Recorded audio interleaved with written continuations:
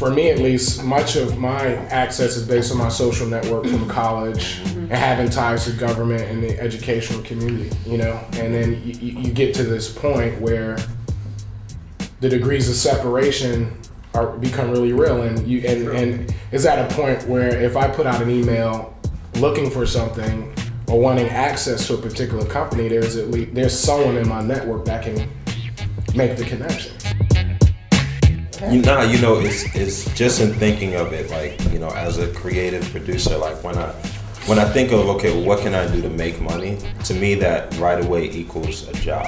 What job am I gonna do to make money? And I think, like I said, based on depending where you are financially and just where you are in your life, like, you know, if you're gonna do a great project, it's more about what project do I need to do that I feel here.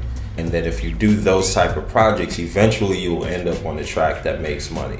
And if you're doing that from a basis of money, I think something's lost. Right. You know, so I think for all of us, we figure out ways to pay our bills. I think that also art, I mean, I don't think you can fake it, you know. I think it's like, if you do it to make money, it'll show. Yeah. I mean, not to say that maybe you can make money with it. Of course. Yeah, but somewhere along the way, I think it'll get to you. So, and I believe the same thing. I think if you do something that you're really passionate about and you really believe in it might take some time, so you have to know how to handle that. But somehow, I think it will pay off.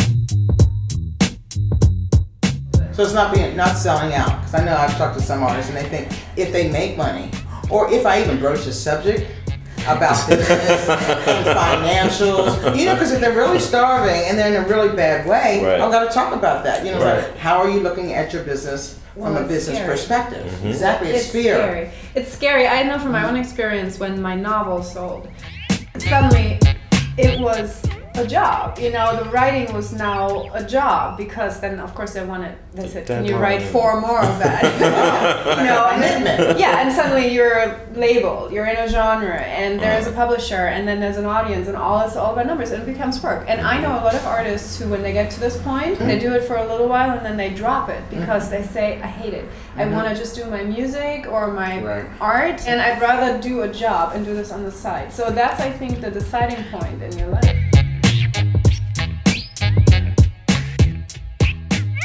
You know, a lot of artists, their first album is kind of like their it's a debut, right? It's a diary. It's a diary of their life for the last 15 years. That first album, you get all the emotion, you get all like, my life was so hard, especially in hip hop. It's like, my life was so hard, man, you don't understand. Oh my God, like, right? So that's all in the first album. By the time they get the record deal, can you do 4 more albums like that? People will pay you for what you're good at. And right away people tell you, you are good at this, we're going to keep paying you, we're going to keep bringing you back. So you may be good at something, but it may not be what you want to do, right? It may be in the same industry, but it may not be what you set out to do. But they're paying you for it, it's paying your bills, it's giving you the lifestyle you want to live, so you continue doing it.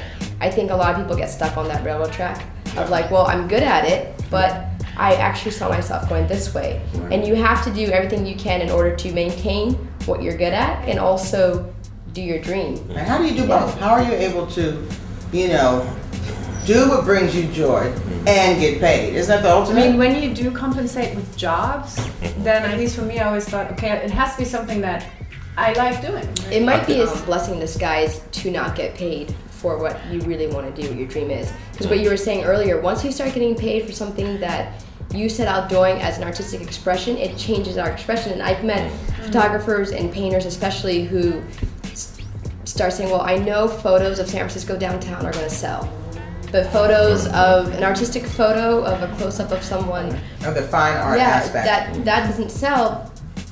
You know, so it might be a blessing in disguise not to get paid, you know, for your art, and if it really is an outlet, if it really is a way for you to sustain your soul, you know, maybe you shouldn't get paid for it, and maybe you should just keep on getting paid for the thing you're good at. So what keeps you motivated? How do you keep going? You know, if someone's rejecting you, because I know artists, you know, get rejection, and that's a part of it as well, right? Other good art Whenever I see a great film, I'm like, that makes me go home and write, or it makes me call people and be like, hey, you know what, that project we were talking about, let's do it. Oh. So when I see either art photography, I also am a photographer. When I see